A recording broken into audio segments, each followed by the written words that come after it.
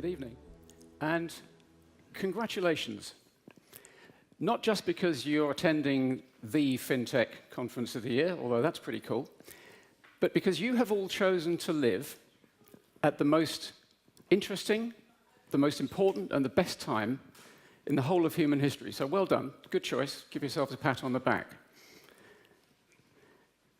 Despite the postulating plague of populism polluting parts of the planet, if you had to choose one time in human history to be alive, this really should be it.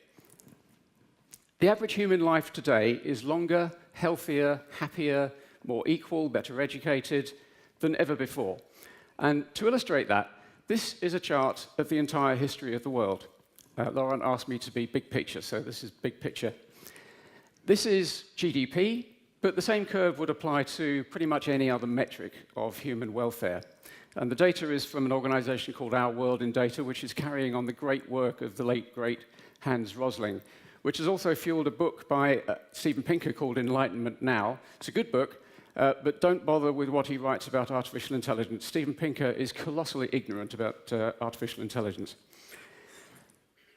We have to thank for this remarkable state of affairs, partly modern capitalism and the mixed economy, but mostly our technology, our tools, our know-how, and our machines. And as we all know, some of our technology is on an exponential growth curve. So I'm sure you've all heard that the smartphone in your pocket has more compute power than NASA had when they sent Neil Armstrong to the moon. And that's true, but it's out of date. A good toaster now has more compute power than that.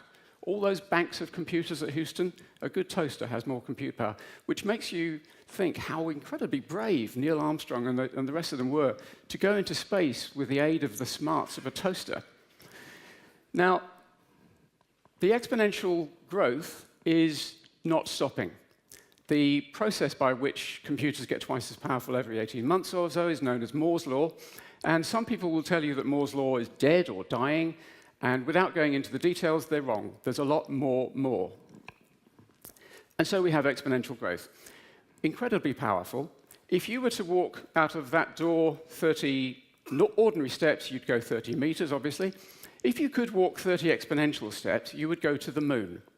In fact, your 29th step would take you to the moon. Your 30th step would bring you all the way back. Every step in an exponential process is equal to the sum of all the previous steps. So it's astonishingly powerful, and it's backloaded. And wherever you are on an exponential growth curve, effectively, you're always at the beginning. So we are only at the beginning of our technological story.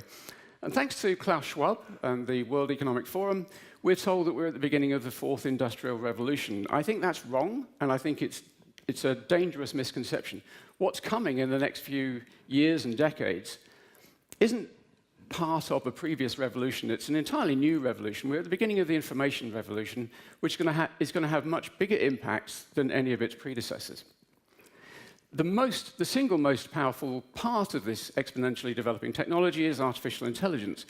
And obviously, the AIs we have now are narrow AIs, super intelligence in one particular task, like playing chess or Go, and absolutely rubbish at everything else. It's going to be quite a few decades before we have artificial general intelligence and then superintelligence. That probably will happen, and we should be thinking about it, and fortunately, to some extent, we are. But that's quite a few decades away. But in the coming few years, we're going to see some very impressive products and services thanks to artificial intelligence. And one of the most impressive is self-driving vehicles, or autos, as I think we should call them. Now, a lot of very knowledgeable people have got very skeptical about this lately, saying that it's very, very hard to get them from 99% to 100% reliable. And that's true. Engineers sometimes say that the first 95% of any given project takes the first 95% of the time allocated. The remaining 5% takes the second 95% of the time.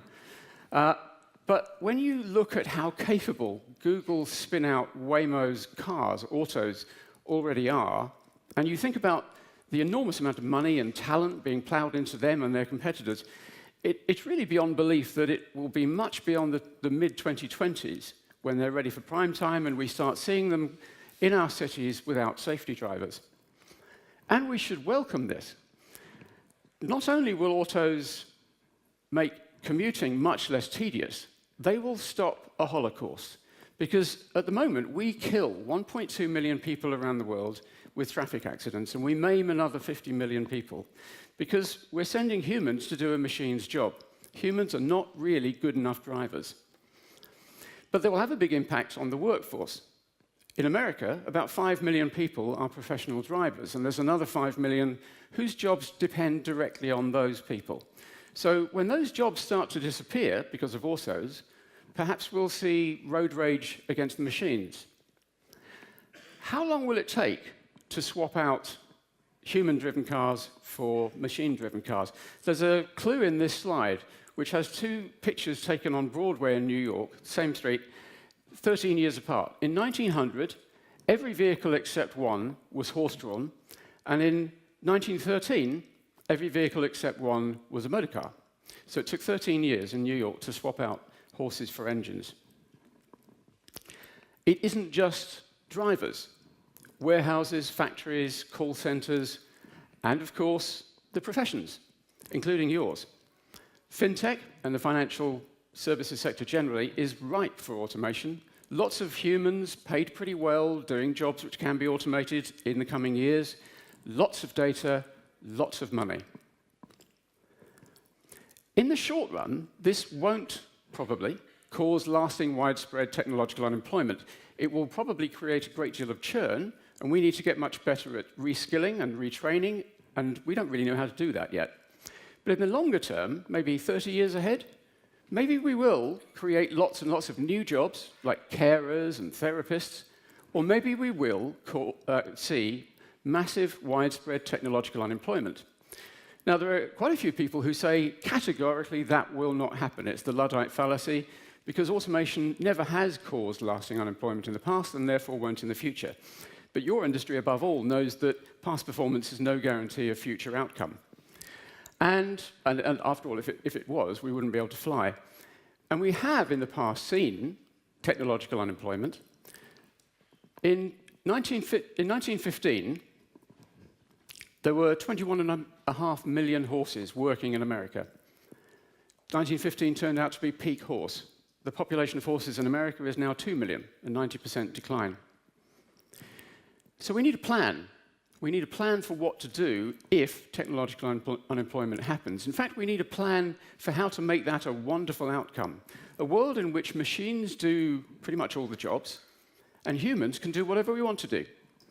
The leisure society that we've been promised for so long and never arrived. A second renaissance.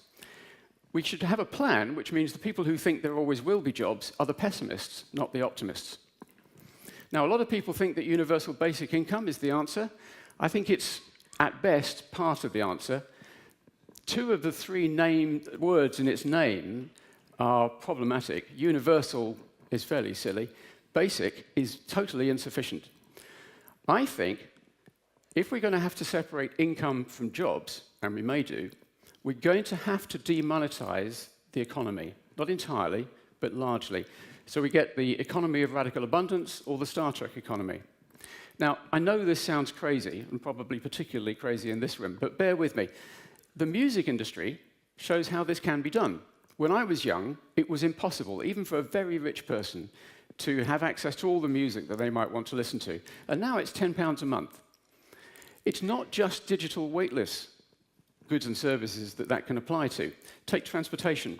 If you remove the human and you make the energy source nearly free, and energy is on an exponentially declining cost curve, then you can see how it could be done in physical goods and services as well. Now, if this can happen, I think it's going to happen, and probably the biggest problem is that there may be a panic because people perceive massive unemployment coming before they take the idea of demonetization seriously. And when we panic, we vote for very nasty politicians. So we need a plan.